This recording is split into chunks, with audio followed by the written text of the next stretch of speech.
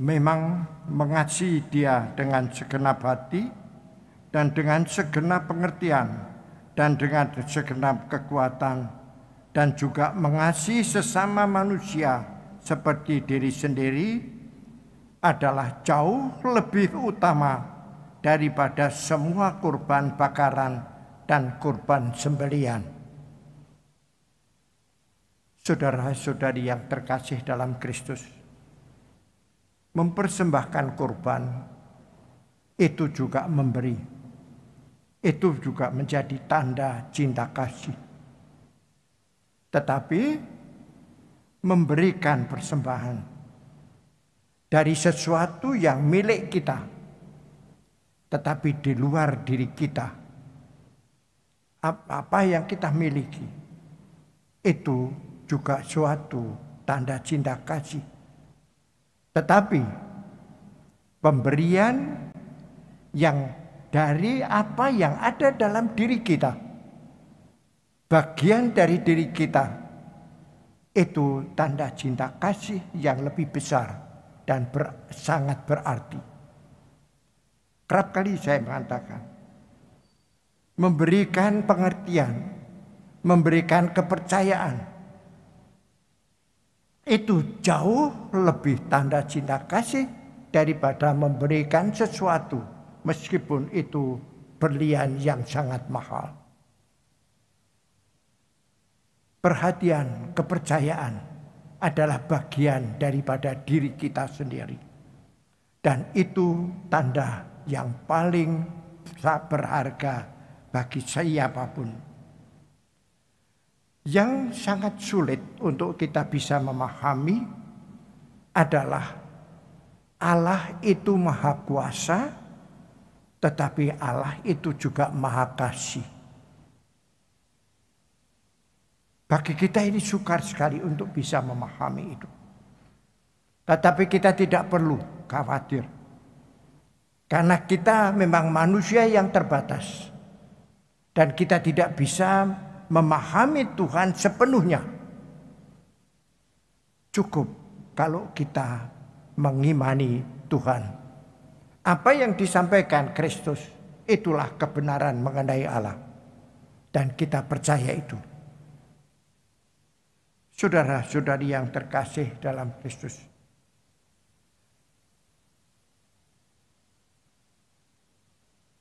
berkuasa itu wewenang. Wewenang mengatur.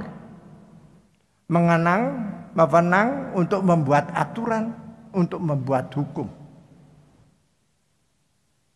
Tetapi Tuhan yang berkuasa atas kita manusia,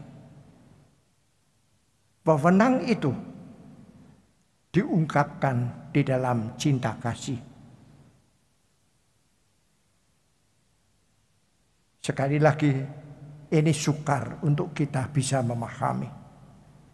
Namun, di dalam kenyataannya kita bisa melihat apa yang dilakukan Tuhan bagi kita. Apapun yang dilakukan Tuhan bagi kita adalah ungkapan cinta kasih.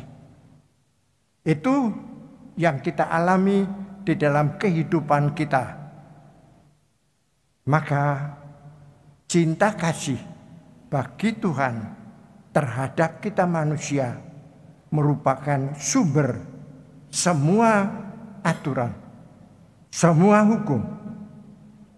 Kuasa itu bagi Tuhan terhadap manusia adalah melayani. Karena itu ungkapan kasih Allah kepada kita. Saudara-saudari yang terkasih, jikalau orang mau berkuasa karena mau melayani,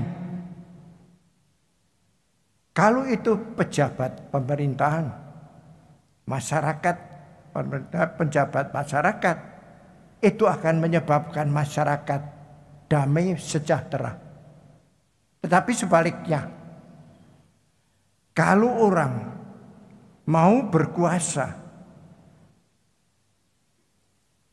hanya mau enaknya, mau dihormati, mau menjadi kaya. Itulah yang bisa mensengsarakan justru sesama, justru rakyat.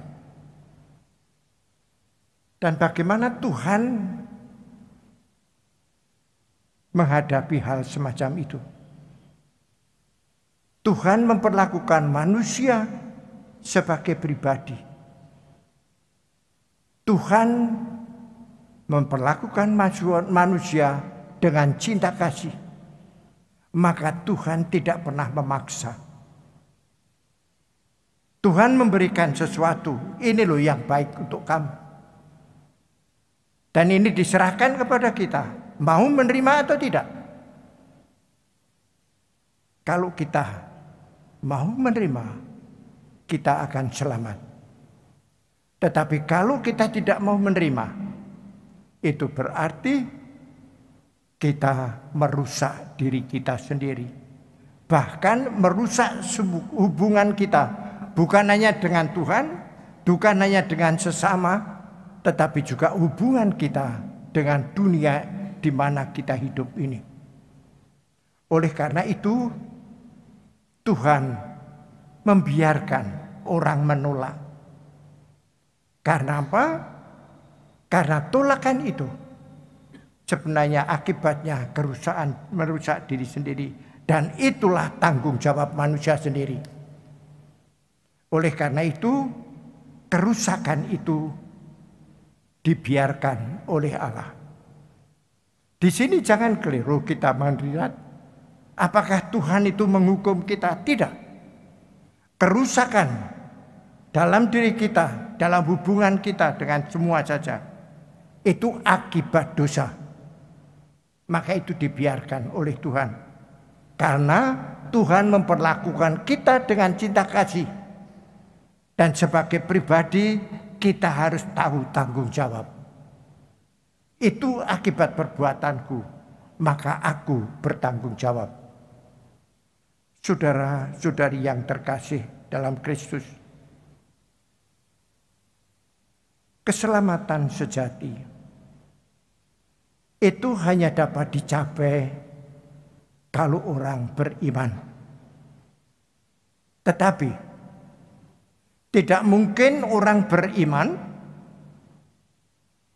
kalau dia tidak mengubah cara hidupnya, yaitu dengan menggunakan hikmah rohani. Seperti kata Yesus, rohlah yang memberi hidup. Jasmani, tubuh,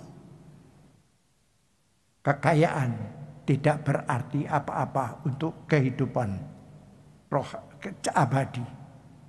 Oleh karena itu, kita diminta dan diharapkan oleh Tuhan, kita beriman yang berarti kita sudah merubah cara hidup kita, yaitu bukan hanya dengan hikmah duniawi, tetapi mengutamakan hikmah rohani. Itu yang diharapkan oleh Tuhan kepada kita yang beriman. Dan sekali lagi ingat, iman hanya mungkin kalau kita merubah. Dan berarti kita bertobat.